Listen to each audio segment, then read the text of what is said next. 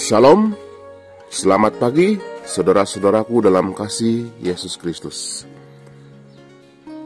Walaupun dalam keadaan yang menakutkan pada saat ini saudara disebabkan dengan pandemik,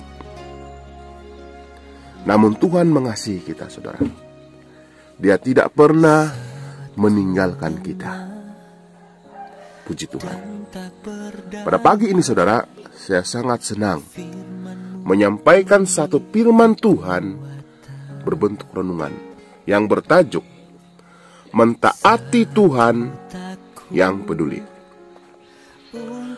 Ayat renungan kita pada pagi ini saudara, kita dapat melihat dalam Kisah 5 ayat 29 hingga 31 yang berfirman, tetapi Petrus dan rasul-rasul itu menjawab, katanya, kita harus lebih taat kepada Allah daripada kepada manusia. Allah nenek moyang kita telah membangkitkan Yesus yang kamu gantungkan pada kayu salib dan kamu bunuh.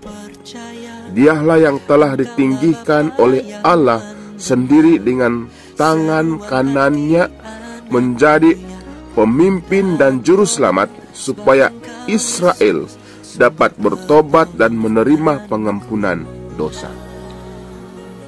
Saudaraku dalam kasih Tuhan, Petrus berhadapan dengan pihak berkuasa yang sama yang telah menyebabkan kematian Yesus.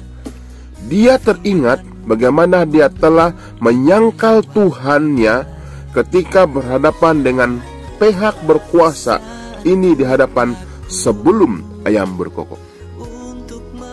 Saudaraku dalam kasih Tuhan, akan tetapi setelah dia bertobat dan setelah kebangkitan Yesus, Petrus menjadi seorang pemimpin yang telah diubah dan sekarang kelemahannya tersembunyi dalam kekuatan Tuhan.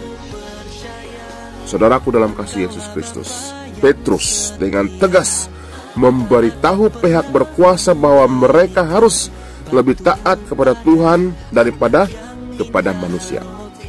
Lagipun setelah mereka membunuh Yesus, Tuhan telah membangkitkannya dan meninggikan Tuhan Yesus di tempat surgawi.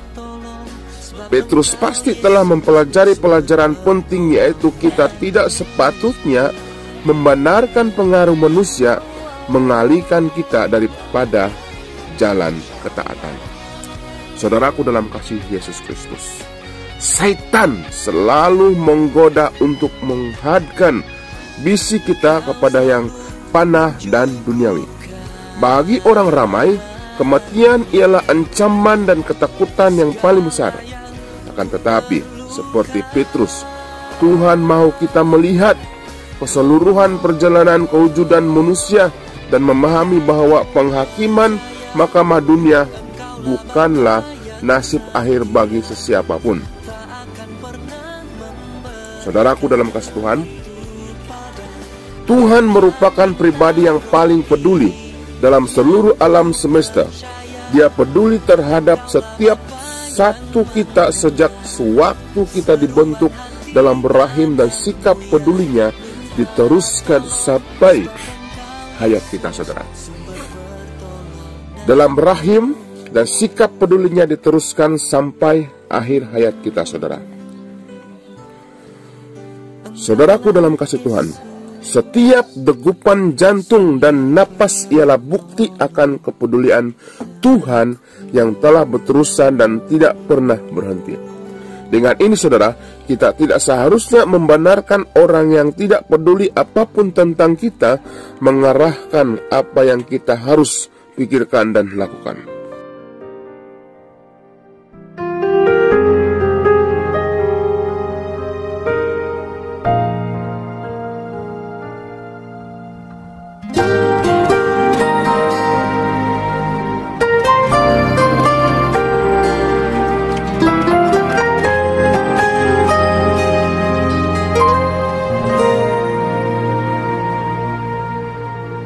Tiada hal yang mustahil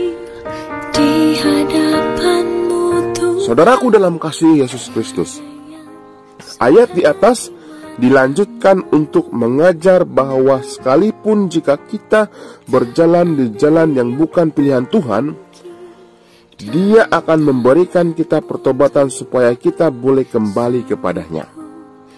Ketaatan sebenarnya ialah hasil daripada pemberian pertobatan yang diberikan oleh Tuhan, yang mengubah hati yang telah ditransformasikan oleh kasih Tuhan. Saudaraku dalam kasih Yesus Kristus, marilah kita berterima kasih kepada Tuhan hari ini atas kepedulian yang Dia telah berikan kepada kita, sehingga kita boleh mentaatinya sampai Yesus datang. Terima kasih atas pemerhatian kita dengan renungan pendek ini. Semoga Tuhan memberkati kita.